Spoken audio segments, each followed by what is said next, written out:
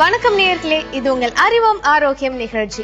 இன்றைக்கு நம்ம நிகழ்ச்சியோட முதல் பகுதி மூலிகை மகத்துவம்ல எந்த மூலிகையை பத்தி பார்க்க போறோம் அப்படிங்கறத வைத்தியர் திரு ராஜசேகரன் ஐயா அவர்கள் கிட்ட கேட்டு தெரிஞ்சுக்கலாம்.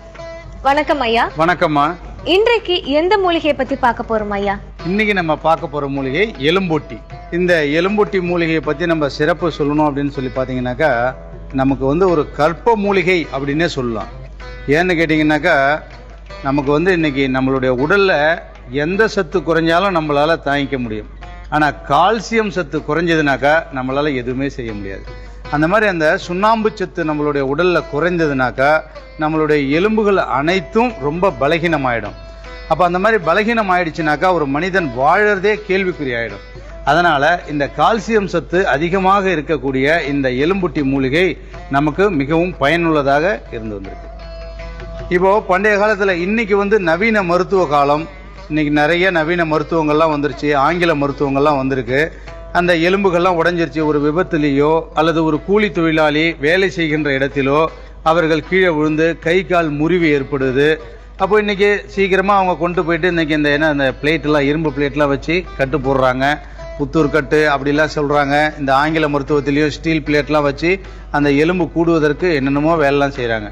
ஆனால் எந்த ஒரு கஷ்டமுமே இல்லாத இந்த பண்டைய காலத்தில் நம்மளுடைய சித்தர்கள்லாம் முன்னோர்கள் மருத்துவர்கள்லாம் இந்த எலும்பூட்டி மூலிகையை பயன்படுத்தி தான் அந்த உடைந்த எலும்புகளையும் முறிந்த எலும்புகளையும் ஒன்று சேருவதற்கு பயன்படுத்திட்டு வந்திருக்காங்க.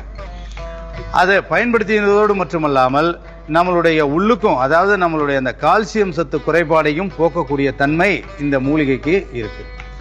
இப்போ இந்த எலும்பு முறிந்த இடத்துலையும் கட்டுவதன் மூலமாக அந்த எலும்பு கூடிக்குது.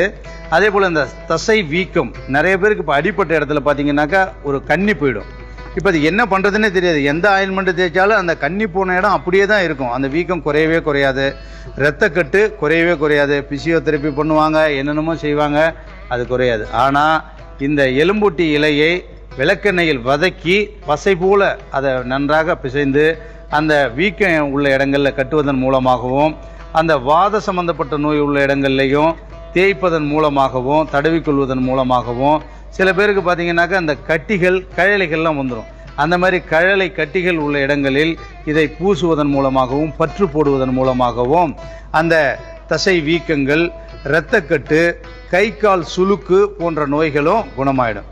அதே போல் இந்த கழுத்து நரம்புகளில் ஏற்படக்கூடிய வலி, ஒற்றை தலைவலி, கை காலில் வரக்கூடிய ஏற்படக்கூடிய வலிகள், மூட்டுகளில் ஏற்படக்கூடிய வலிகள், விரல்களில் வரக்கூடிய வலி, எந்த வலியாக இருந்தாலும் அந்த வலியை போக்கக்கூடிய தன்மையும் எலும்புகளுக்கு நல்ல வலிமையையும் உறுதியையும் கொடுக்கக்கூடிய தன்மை உடைய ஒரே மூலிகை இந்த எலும்பூட்டி தான். இதை கேரளா போன்ற பகுதிகளெலாம் பார்த்தீங்கன்னாக்கா ரொம்ப நாள் ரகசியமாகவே வச்சுருந்தாங்க. இந்த மூலிகையை தான் பயன்படுத்தினாங்க அவங்க. இது கூட இந்த உளுந்து, வெந்தயம், இது போன்ற மூலிகைகள், அந்த முட்டை, அதாவது நாட்டு முட்டையினுடைய அந்த வெள்ளை கரு, இவற்றையெல்லாம் பயன்படுத்தி அந்த உடைந்த எலும்புகளுக்கு மேலாக மூங்கில் பட்டை, அதாவது பட்டையாக மூங்கில் குச்சியை சீவி அது மேலே வைத்து கட்டி, இந்த துணியால் கட்டிட்டு அது மேலே இந்த எண்ணெயை ஊற்றி ஒரு 15-20 தினங்களுக்கு இந்த எண்ணெய் ஊற்றிக்கிட்டே வர சொல்லுவாங்க. அந்த மாதிரி இந்த தைலத்தை ஊற்றுவதன் மூலமாக அந்த உடைந்த எலும்புகள் ஒன்று கூடி அவர்களுக்கு சாதாரணமான பழைய நிலைமைக்கு அந்த கை கால் முறிவுகள்லாம் திரும்பிடும். நம்மளுடைய தோலில் வரக்கூடிய சரும சம்பந்தப்பட்ட நோய்கள், சிறு சிறு புண்கள், படை, சொறி, கரப்பான் போன்ற நோய்களுக்கும் இந்த எண்ணெயை தடவுவதன் மூலமாக அந்த சிறு சிறு புண்களும் அந்த தோல் சம்பந்தப்பட்ட நோய்களும் குணமாயிடும். தலையில் தேய்ச்சி